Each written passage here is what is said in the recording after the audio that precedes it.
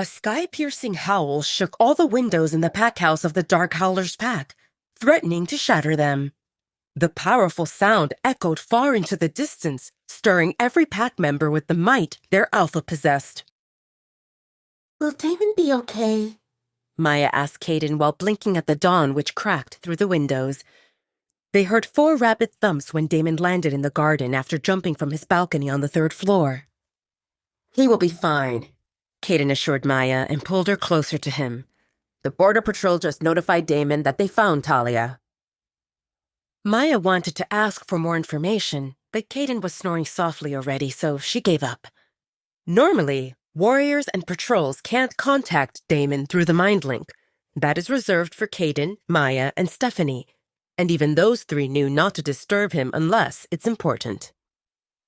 Warriors, scouts, and other pack members follow the chain of command, which allows only a handful of people to contact Caden or Maya, and betas would decide if they would handle the matter or inform the alpha.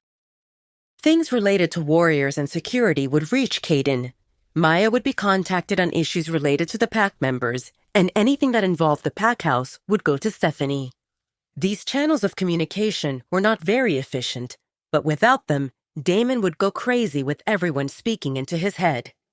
In this case, since Damon asked them to look for the girl, the patrol who found her contacted their supervisor. The supervisor notified Damon directly, and Caden was also included in the exchange.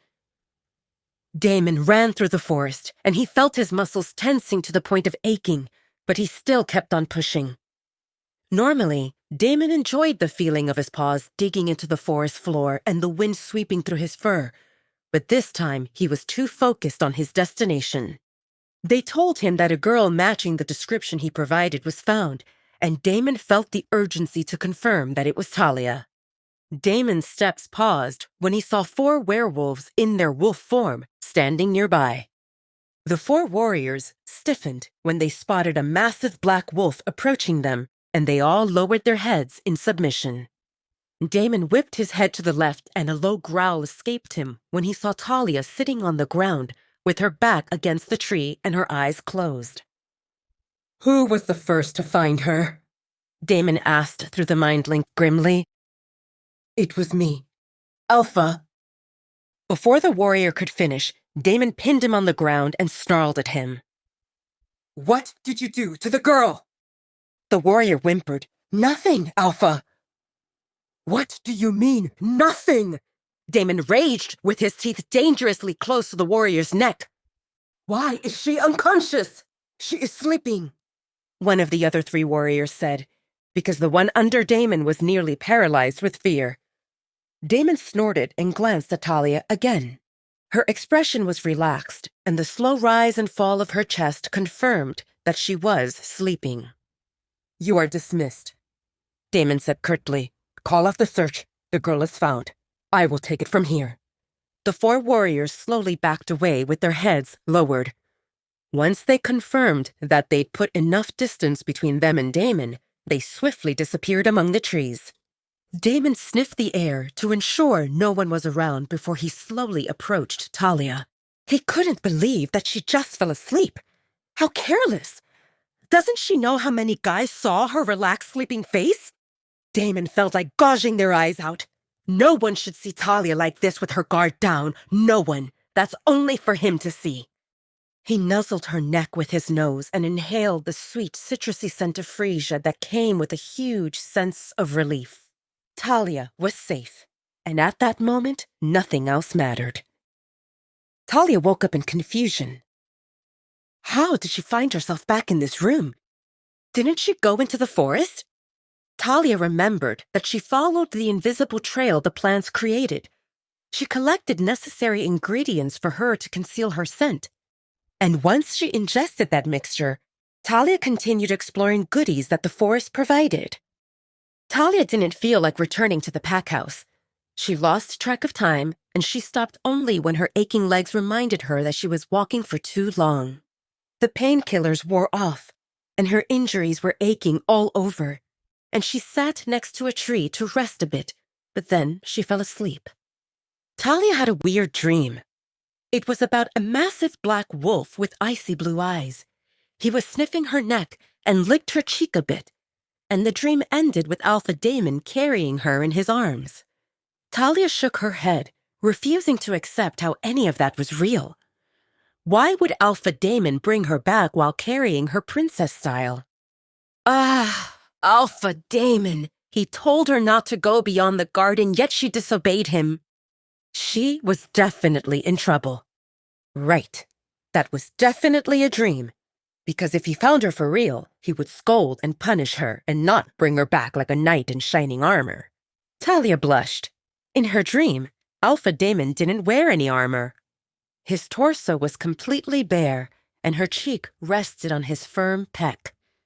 Talia was not sure if Alpha Damon was wearing anything on his lower half, but she clearly remembers his scent that helped her relax, and his every step rocked her back into sleep. Yep, that was a dream. The only explanation that made sense was that Talia went into the forest and was so tired that she doesn't remember how she returned. But if that was a dream, why did her room smell of the forest and dark chocolate again? It was not very fresh, but it was there, lingering in the air and in the cover, and some of it was in her pillow as well. Strange. Talia observed the room and saw a plate with bread and fruits, and there was some cheese also. Her stomach rumbled, and in response, Talia scooted out of the bed and went to attack the food. It was more than 24 hours since she ate last time, and everything else could wait. The bread was hard, but Talia didn't mind. She would squish a grape and use its juices to moisten the bread. It was good. Talia jolted when someone knocked on the door. Yes? She called apprehensively. The door cracked open, and Maya's smiling face peeked in. This is the third time for me to check on you, Maya said, and when she saw Talia's confused expression, she reminded her. We are going shopping, remember? We can leave when you are done with food. Maya frowned when she saw that Talia was eating hard bread. Do you want me to bring you something else? Talia didn't think about more food because what she had was enough. She pressed her lips into a line while thinking how to dodge shopping. She really didn't want to go outside this room, and shopping meant leaving not only the room, but the packhouse as well. The people in the town would see her, and the ones working in stores as well.